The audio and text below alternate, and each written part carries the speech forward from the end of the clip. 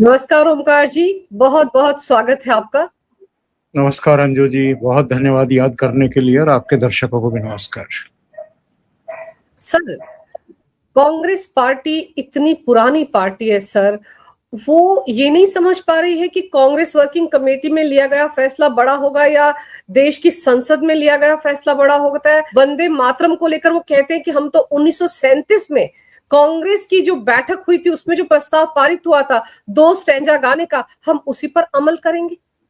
देखिए, ये ऐसा विवाद है जो वो कहते हैं ना कि बैठे बिठाए एक बेवजह का अपने आप को तमाशा बना देना। और मुझे लगता है कि सीडब्ल्यूसी से भी बड़ा हो गया है ये अहंकारी परिवार, क्योंकि सोनिया गांधी ने एक गलती कर दी। अब ये तो मानने को तैयार होगा नहीं है परिवार के गलती हो गई है, ऑन कैमरा हुई है, और जो तमतमाया हुआ चेहरा है वो सबने देखा है। वरना मुझे एक बात बताइए कि सोनिया गांधी के मना करने के बावजूद जयराम रमेश ये क्यों कह रहे थे कि नहीं नहीं किसी ने रोकने की कोशिश नहीं की? या जो वहां गान कर रहे थे वो सोनिया गांधी के मना करने के बावजूद क्यों नहीं रुके? उन्होंने सभी 6 के 6 अंतरे क्यों गाए? एक परिवार का एक सदस्य या 2 सदस्य अगर किसी मामले में फैसला ले रहे हैं या अपने आप को अलग दिखा रहे हैं, पार्लियामेंट के फैसले से भी, सरकार के फैसले से भी, कांग्रेस के भीतर भी सीधे सीधे 2 गुट दिखाई दिए ना। एक गुट सोनिया गांधी का अपना और एक कांग्रेस पार्टी का। और कांग्रेस पार्टी में भी जो गान कर रहे थे वो भी नहीं रुके। खुद मल्लिकार्जुन खड़गे भी वहां तक सोनिया गांधी को समझाने की कोशिश कर रहे थे कि आप क्या कर रही हैं, आप शांत खड़ी होइए, ये नाजुक मामला है। वो दिखाई दे रहे थे बात करते हुए, शायद समझाने की कोशिश कर रहे थे। लेकिन उसके बाद जब सोनिया गांधी राहुल गांधी के पास पहुंचती है, केसी वेणुगोपाल वहां खड़े होते हैं, सेवा दल का एक पदाधिकारी आता है, उसके बाद, और तब भी मल्लिकार्जुन खड़गे वहां नहीं पहुंचे। उस समय फिर ये सारी चीजें हुई और सोनिया गांधी का रुख देखते हुए राहुल गांधी भी ये कहते हुए कैमरे की वॉइस में कैद हुए रिकॉर्डिंग में कि हम ये नहीं गाएंगे। एक राज्य इनका जहां पर नहीं गाया गया वो था केरल, बाकी तो सब जगह गाया गया है, किसी को कोई ऐतराज नहीं था। और कांग्रेस पार्टी भी गा ही रही थी। और वो भी उस दिन ये तमाशा हुआ है जिस दिन ऐतिहासिक लाल किले की प्राचीर से पहली बार वंदे मातरम को सम्मान दिया गया। वो पहले बैंड पर और लास्ट में वोकल गान के रूप में और धुन के साथ उसको गाया गया। लाल किले पर तो आज से पहले 1947 के बाद कभी वंदे मातरम का, संपूर्ण वंदे मातरम का, और छोटे उसमें भी 2 उसमें अंतरों में भी कभी नहीं गाया गया। तो इसको जानबूझ करके तूल दिया जाना, मुझे लगता है कि ये अब सोची विचारी एक रणनीति है कांग्रेस की, अंजू जी। और इन्होंने ये तय कर लिया है कि इतनी बड़ी संख्या में जब हम इसका विरोध करेंगे और जब केवल 2 ही अंतरे गाएंगे तो सरकार भी, सरकारी मशीनरी भी, अलग अलग राज्यों की पुलिस प्रशासन भी कितने लोगों के खिलाफ मामले दर्ज करेगी और कितने लोगों को अदालत में खड़ा करेगी या गिरफ्तार करेगी या क्या करेगी। यानी जो संसद से कानून पारित हुआ है उसको सीधे सीधे ये कह करके चैलेंज करना कि साहब 1937 में एक फैसला हो गया था गुरु रविंद्रनाथ टैगोर के कहने पर, और उसके बाद जो है उसमें सबकी सहमति थी, गांधी जी की भी सहमति थी, नेहरू जी की भी, सरदार पटेल की भी, सुभाष चंद्र बोस की भी, फलाने की भी और ढिमकाने की भी। हकीकत क्या है? हकीकत ये है कि 1937 में इन्होंने ये फैसला किया। ये किसके कहने पर किया? तो उस समय जिन्ना के नेहरू को लिखे गए पत्र और सुभाष चंद्र बोस को लिखे गए पत्र हैं। और नेहरू ने जो सुभाष चंद्र बोस को एक चिट्ठी लिखी थी, संभवतः अक्टूबर 1937 में, उसमें उन्होंने लिखा था, ये ध्यान देने वाली बात है, उन्होंने लिखा था कि ये धार्मिक आधार पर इन जो 4 हटाए गए या हटाए जाने वाले थे उनका विरोध नहीं हो रहा है, धार्मिक आस्था का प्रश्न नहीं है। ऐसा लगता है कि कुछ कट्टरपंथी सांप्रदायिक चेहरों की वजह से या जो गठबंधन जो संगठन है उनके दबाव में आकर के इसका विरोध किया जा रहा है। ये नेहरू ने लिखा है। और फिर भी आपने 4 अंतरे जो है वो हटा दिए उससे। अच्छा, दूसरी बात मैं एक बात और कहना चाहता हूं। गुरु रविंद्रनाथ टैगोर का नाम लेकर के उनको ढाल बना करके इन्होंने ये फैसला किया था। गुरु रविंद्रनाथ टैगोर कौन होते हैं? बंकिम दा के 6 अंतरों में से 4 को ड्रॉप करने वाले। और क्या बंकिम चंद्र चट्टोपाध्याय से बहुत ऊंचा दर्जा इन्होंने गुरु रविंद्रनाथ टैगोर को दे रखा था? और गुरु रविंद्रनाथ टैगोर को क्या कार्यकारिणी से भी बड़ा दर्जा दे दिया? या अब क्या वो संसद से भी बड़े हो गए? भाई, कुछ सवाल हैं, उनके जवाब देने पड़ेंगे कांग्रेस पार्टी को। वो संसद से हुए फैसलों के ऊपर कैसे हो सकते हैं, या कांग्रेस की कार्यकारिणी कैसे हो सकती है? 1936-37 में क्या परिस्थितियां थी, और उसके बाद जो विभाजन हुआ है उसके 10 साल के भीतर ही विभाजन हुआ है। और 1938 का एक जिन्ना का पत्र है जो उन्होंने नेहरू को लिखा है, वो पब्लिक डोमेन में है, आप सर्च करोगे मिल जाएगा। जिन्होंने कहा था कि हम ये 2 अंतरे भी स्वीकार नहीं कर रहे हैं, इनको भी डाउन करिए। तो कांग्रेस के हिसाब से तो ये 2 भी नहीं गाए जाने चाहिए। तो भाई, आप कहां लेकर के जाओगे देश को? केवल मुस्लिम तुष्टीकरण की नीति के चलते? और आप ये लाल किताब जेब में लेकर के घूमते हैं, संविधान की रट लगाए हुए हैं, लोकतंत्र की रट लगाए हुए हैं। आप इतना ही संविधान का सम्मान करते हैं, पार्लियामेंट का सम्मान करते हैं, और आप चेयर का कितना सम्मान करते हैं राज्यसभा में भी और लोकसभा में भी, ये तो पूरा देश देखता है। तो इसलिए कांग्रेस लगातार आत्मघात की तरफ जा रही है। अमित शाह ने सामने आकर के एक वीडियो जारी कर दिया और उन्होंने कहा कि अब हम इस मुद्दे को जनता की अदालत में लेकर के जाएंगे, और जो कांग्रेस का असली चेहरा है, ये देश विरोधी चेहरा है इनका, वो हम जनता के सामने रखेंगे। सर, आपको याद है 2014 में जब पहली बार मोदी प्रधानमंत्री बने थे, उस वक्त इसी कांग्रेस ने एक कमेटी का गठन किया था और कहा था कि ये पता लगाया जाए क्यों ये लोग हारे। तब इन्हीं की शायद ए के एंटनी की रिपोर्ट थी जिसमें कहा गया था कि आप एंटी हिंदू की छवि बन चुकी है कांग्रेस की, मुस्लिम तुष्टीकरण करने वाली पार्टी की छवि बन चुकी है, उसमें सुधार लाना होगा। ये सुधार ला रहे हैं सर ये लोग? अभी तक तो एंटी हिंदू थे, अब तो देश विरोधी हो गए। और 1937 में सर सभी एक साथ थे, तब तो मकसद था देश को आजाद करवाना। देश आजाद हो गया और देश में जो संविधान बनाया उसके तहत जो संसद बनी उसमें जो फैसले लिए जाएंगे उन पर क्या आजादी से पहली वाली कांग्रेस की कमेटी की बैठक में जो फैसले लिए गए वो हावी रहेंगे? ये कांग्रेस कर रही है सर। और मुझको तो ये लग रहा है कि आप सही कह रहे हैं कि आत्मघाती फैसला ले लिया इन्होंने।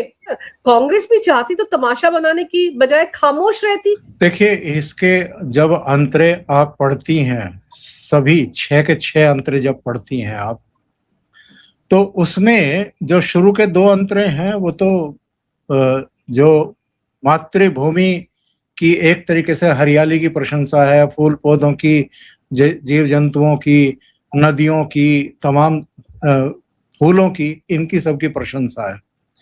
तीसरे पैरा से, तीसरे अंतरे से है, उसी सब की मातृभूमि की ही एक अलग रूप में चर्चा है। उसमें दुर्गा माँ से लेकर के और तमाम जो हमारे आराध्य देवी देवताएं हैं वो उनकी एंट्री होती है, लेकिन वो प्रतीक रूप में है। हो रही है बात मातृभूमि की ही, उनको वहां रख करके बात की जा रही है और छठे अंतरे तक यही है। देखिए, इससे दो तीन चीजें पता लगती हैं। मैं ये कह रहा हूं कि ये जो सोनिया गांधी या राहुल गांधी कर रहे हैं, या कांग्रेस जो कुछ कार्य समिति की बैठक बुला करके कर रही है, ये क्यों किया जा रहा है? कोई क्या इनके सीने पर खड़ा हो गया है बंदूक लेकर के कि आप ये करिए? ये तो शाहबानों के समय भी नहीं हुआ था, तब भी थोड़े से कट्टरपंथी ही थे ना जो इस तरह की बातें कर रहे थे, या मौलवी थे। राजीव गांधी को तो प्रोग्रेसिव माइंड का माना जाता था उस समय। पायलट से सीधे राजनेता बन गए थे क्योंकि इंदिरा गांधी की हत्या हो गई थी, और उससे पहले 1980 में संजय गांधी एक विमान दुर्घटना में मारे गए थे। तो अनिच्छा होते हुए भी राजीव गांधी को प्रधानमंत्री बना दिया गया था। तो तब बहुत सारे अकॉर्ड भी उन्होंने किए थे, पंजाब अकॉर्ड किया था, असम अकॉर्ड किया था, एक और किया था, और एक बड़ा ही आत्मघाती कदम उठाया था प्रभाकरण के खिलाफ, लिट्टे के खिलाफ शांति सेना भेजने का श्रीलंका में। और ये तीनों ही अकॉर्ड जो हैं वो किस तरीके से औंधे मुंह पड़े थे, ये सबको पता है, इतिहास की वो चीजें हो गई हैं। तो राजीव गांधी को तब भी बहुत सारे लोगों ने टोका था, उसमें आरिफ मोहम्मद खान भी थे, अरुण नेहरू भी थे। कई लोगों ने उनको समझाने की कोशिश की थी कि ये मत करिए, आप हाथ जलवा लीजिएगा और कांग्रेस की छवि बहुत खराब होगी इससे, कि आप कट्टरपंथियों के आगे आकर के आपने सुप्रीम कोर्ट का जो आदेश था वो पलट दिया, लेकिन नहीं माने। और ये लगातार उसी लाइन पर चल रहे हैं जिनका आप जिक्र कर रहे थे, ए.के. एंटनी। ए.के. एंटनी केरल से आते हैं, और केरल तो बहुत सालों से, भले ही उसके बारे में कहा जाता हो कि जी 100% लिटरेसी है और तमाम चीजें हैं, लेकिन केरल में जिस तरह का धर्मांतरण भी हो रहा है, जिस तरह की मिशनरीज वहां पर हावी है, वहां की राजनीति पर हावी है, और जो दूसरे आईएसआई से लेकर के और अलकायदा तक और तमाम तरह के तत्व जो हैं वहां पर लगातार साजिशें। केरला स्टोरी आई थी ना फिल्म, वो तो बताते हैं 10% भी नहीं है जो वहां पर षड्यंत्र रचे जा रहे हैं। तो केरला में, केरला की मजबूरी के चलते समझ लीजिए, वायनाड की मजबूरी के चलते समझ लीजिए, वो जो प्रियंका गांधी वाड्रा फिलिस्तीन के थैले लटका करके पार्लियामेंट आती थी, तो उनको बहुत सारे और जगहों पर बांग्लादेश में हिंदुओं पर हो रहे अत्याचार, और दीपू दास को जिस तरीके से पुलिस की अभिरक्षा से खींच करके घसीट करके ले गई थी भीड़, और ले जा करके उनको जिंदा जला दिया था एक पोल पर लटका करके पेड़ के पास, तो वो दिखाई नहीं दिया इनको। लेकिन हमास के ऊपर जो कार्रवाइयां हो रही थी वो इनको दिखाई देती थी, और पार्लियामेंट में इस तरह का थैला लेकर के जाती थी। तो कांग्रेस पार्टी और खास तौर से ये परिवार ये लगातार इस तरह की हरकतें कर रहे हैं, जिनसे ए.के. एंटनी को अपनी रिपोर्ट में ये लिखना पड़ा था। और उसके बाद आप देखिए ना कि एंटनी को भी बर्फ में लगाया गया है। जो भी कांग्रेस पार्टी के भीतर हिंदुओं की बात करेगा, आचार्य प्रमोद कृष्णन, ये सब जो ऐसे चेहरे हैं जिन्होंने वहां अपनी बात रखने की कोशिश की, समझाने की कोशिश की। एक बार अटल बिहारी वाजपेयी ने कहा था सदन में खड़े होकर के, सर्च करेंगे दर्शक तो मिल जाएगा वो, उन्होंने कहा था कि भारतीय जनता पार्टी से लड़ना है आप लड़िए, लेकिन प्रभु राम से लड़ने की कोशिश मत करिएगा। तो ये तो वो पार्टी है जो अब प्रभु राम से भी लड़ रही है, और सनातनियों से तो खैर ये खुला लड़ रही है। और जिस तरह के इनके बयान मल्लिकार्जुन खड़गे के बेटे के या कई दूसरे चेहरों के आते रहे हैं, इन्होंने तो जब ये सत्ता में थे तो इन्होंने राम सेतु के, भगवान राम के ही अस्तित्व के होने से इनकार कर दिया था, हलफनामा दे दिया था।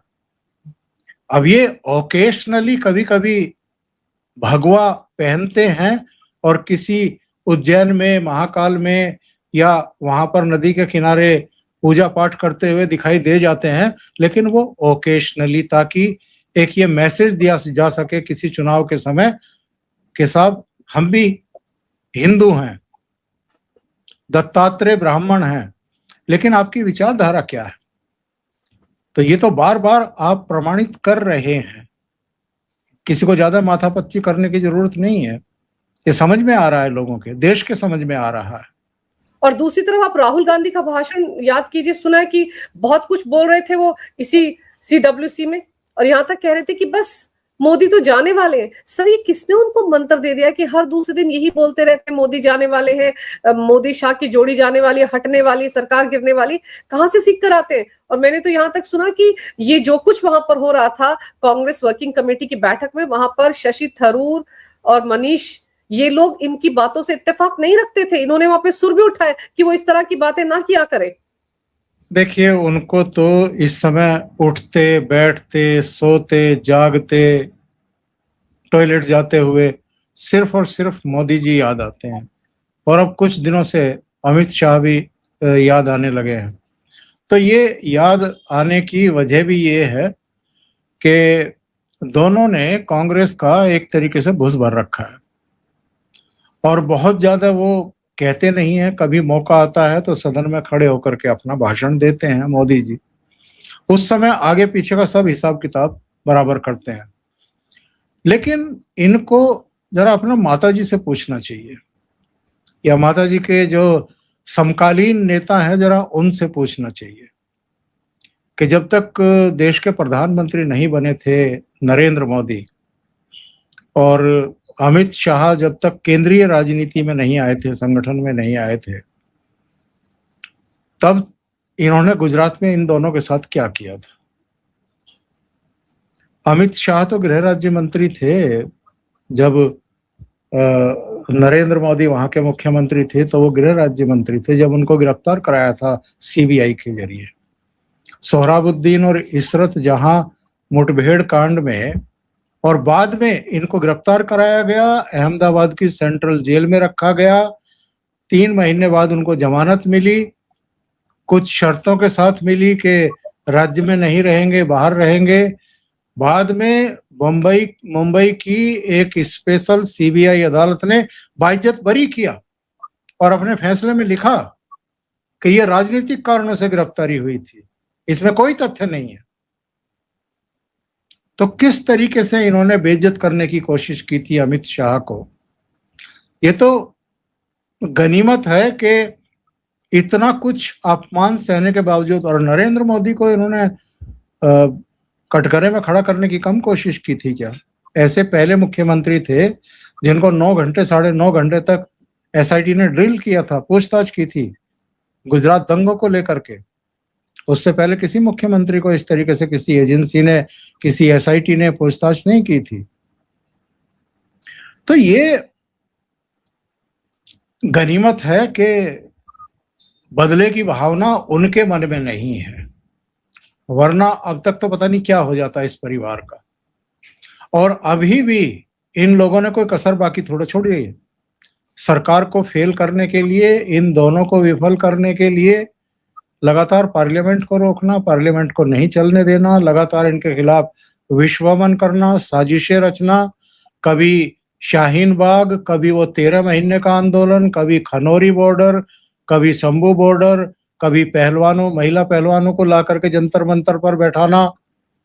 अभी जंतर मंतर पर तथाकथित जैन जी, जिनमें करीब 1000 के आसपास तो अपराधी थे, रेपिस्ट थे, हत्या के आरोपी थे, हत्या के प्रयास के आरोपी थे, डकैत थे, क्या क्या यहाँ ला करके बैठाए थे। और 20 जुलाई को जब संसद मार्च का आह्वान किया तो फिर क्या क्या हुआ। तो दिल्ली को ही नहीं अराजकता की भेंट चढ़ाने की साजिश है, बल्कि पूरे देश में ही अराजकता नेपाल और बांग्लादेश की तरह करने की इनकी साजिशें हैं। और ये अराजकता का एक और हिस्सा है जो ये वंदे मातरम का विरोध इन्होंने करना शुरू किया है। मुस्लिम तुष्टीकरण एक बात है, लेकिन संसद से पारित कानून का विरोध करना, ये देश में अगेन एक अराजकता का माहौल क्रिएट करने की कोशिश करना है। सर, जैसे आपने कहा ना कि पहले ऐसे मुख्यमंत्री थे मोदी जी, जिनको कि एसआईटी ने 9 घंटे तक ग्रिल किया था। आप इनका याद कर लीजिए, जब ईडी ने पूछताछ के लिए बुलाया था माँ बेटे को, तो पूरा का पूरा कांग्रेसी अमला कैसे सड़कों पर लेट गया था। गहलोत राजस्थान से आगे थे सड़क पर लेटने के लिए। लेकिन एक और मुद्दा है सर, जाति जनगणना का, उसको लेकर भी खामियां निकाली जा रही हैं कि ओबीसी के लिए अलग से कॉलम क्यों नहीं है। बड़ा रोना धोना मचा हुआ है कांग्रेस समेत पूरे विपक्ष में। देखिए, पहले तो इनको ये उम्मीद ही नहीं थी कि जनगणना के साथ जातीय जनगणना भी करा लेगी मोदी सरकार, क्योंकि इसको तो ये बड़ा मुद्दा बनाए हुए थे। कई राज्यों में हमने देखा था, दो लोकसभा चुनाव में भी ये मुद्दा प्रमुखता के साथ इन्होंने देश के सामने पेश किया था और ये कहा था कि ये तो, और ये भी उठाया था कि देखिए साहब, जो केंद्र में जितने नौकरशाही में अफसर लगे हुए हैं अलग अलग मंत्रालय में, सचिव कैबिनेट सचिवालय में, उसमें जो ओबीसी हैं, अति पिछड़े हैं, दलित हैं, आदिवासी हैं, वो कितने प्रतिशत अधिकारी हैं, मोदी जी बताएं। तो फिर जब इनको बताया गया कि इस समय जो केंद्रीय सचिवालय में या अलग अलग मंत्रालयों में सेक्रेटरी लेवल के अधिकारी हैं, वो 1991 से 1993 बैच के हैं। और इनको हिंदी में बताया गया कि उस समय आप ही की सरकार थी, आप ही के प्रधानमंत्री थे पीवी नरसिम्हा राव। उस समय नरेंद्र मोदी प्रधानमंत्री नहीं थे, अटल बिहारी वाजपेयी भी तब तक प्रधानमंत्री नहीं बने थे।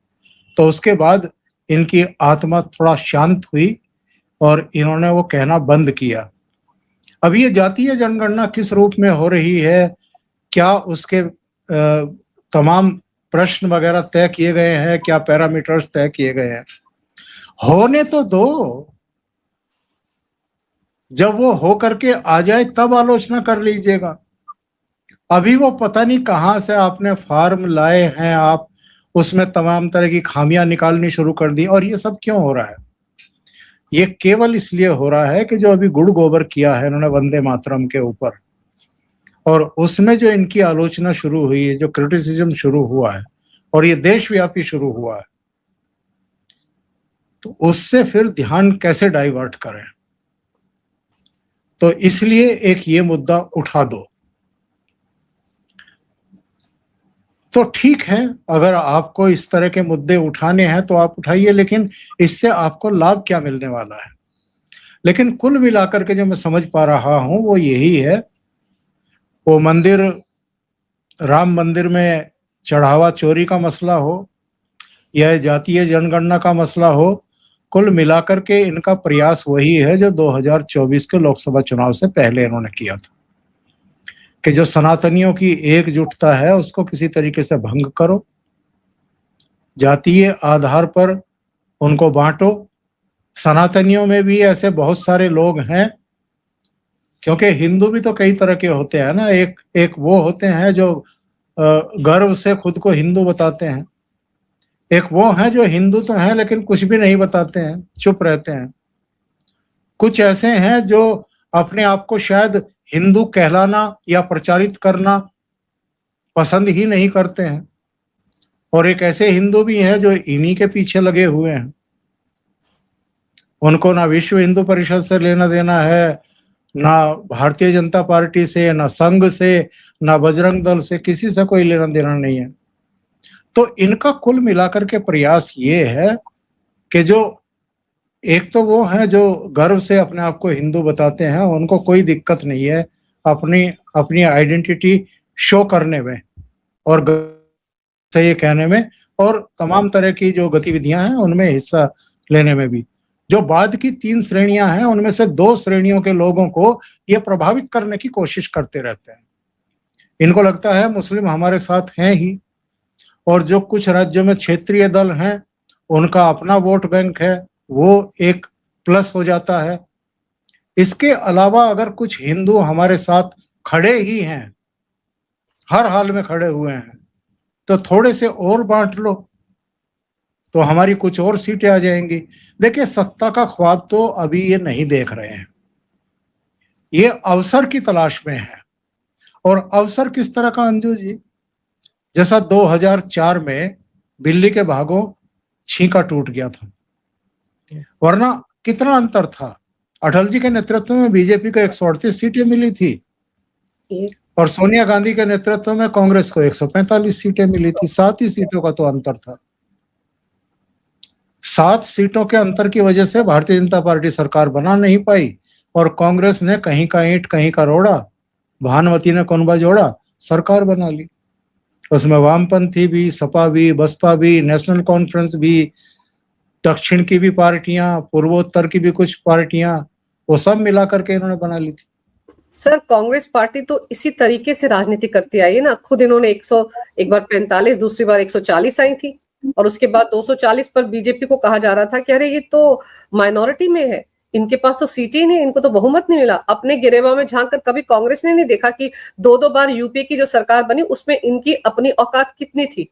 लेकिन सर, जिस तरह से सीधे सामने आकर अमित शाह ने कहा है कि मुस्लिम लीग बन चुकी है कांग्रेस पार्टी और ये एकदम से देश विरोधी पार्टी बन गई है और हम पब्लिक डोमेन में लेकर जाएंगे, आपको लगता है कि फंस गए हैं वो इस मामले में बुरी तरह से और बचने के लिए छटपटा रहे, इसलिए दाएं बाएं शाएं के मुद्दे तलाश रहे हैं, यही लग रहा है आपको? देखिए, ये हमारा मानना है कि वो फंस गए हैं, लेकिन मुझे ऐसा लगता है कि वो जिनको मैसेज देना चाहते हैं उन्हीं को मैसेज दे रहे हैं। वो जो मुस्लिम वोटर हैं उनको मैसेज दे रहे हैं कि देखो हम तुम्हारे लिए कहां तक जा सकते हैं। ये बात ठीक है कि 1937 में जब 4 अंतरे छोड़े गए थे तब भले ही गुरु रविंद्रनाथ टैगोर को ढाल बना करके ये फैसला लिया हो कार्यकारिणी ने, लेकिन हकीकत तो यही थी ना कि मुस्लिम हमसे ना छिटक जाए। और जिन्ना के नेतृत्व में मुस्लिम लीग ने उस समय जम करके विरोध किया था। जिस लेटर का मैं जिक्र कर रहा हूं वो संभवतः अक्टूबर 1938 का है, जो जिन्ना ने नेहरू को लिखा था। वो तो कह रहे थे कि ये 2 भी नहीं चाहिए हमें, तो इसको भी ड्रॉप करिए आप। तो कांग्रेस का बस चले तो मुस्लिम वोटों के लिए वो ये 2 पैरे भी छोड़ देगी, मैं बता रहा हूं आपको गारंटी के साथ।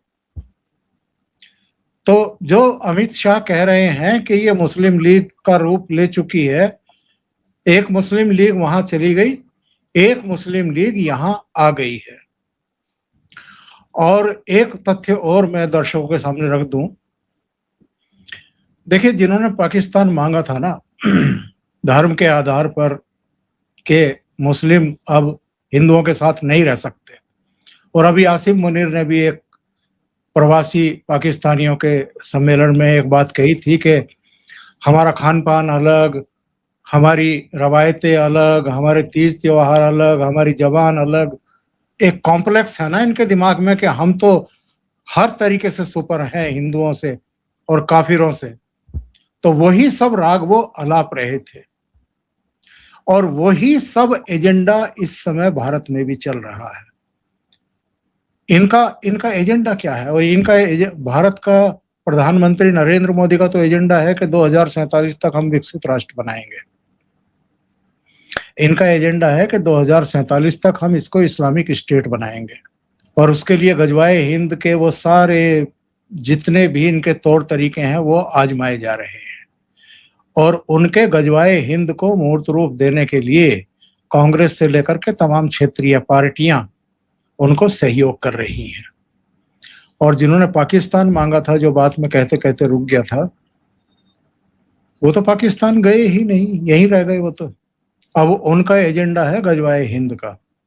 तो ये जो इस समय मोदी सरकार कार्रवाइयां कर रही है, एक्शन मोड में है और बहुत सारी कार्रवाइयां चल रही हैं इस समय, वो सारी इसीलिए चल रही हैं कि जो इनके मजबूती के साथ आगे कदम बढ़ रहे थे 2047 की तरफ, उनको रोका जाए, इस बड़ी साजिश को विफल किया जाए। अभी तो ये 14 राज्यों में एक पूरा शहजाद भट्टी का मॉड्यूल ध्वस्त किया है ना अमित शाह की पूरी टीम ने, जिसमें 253 लोग गिरफ्तार किए गए हैं, जखीरा बरामद हुआ है पूरा।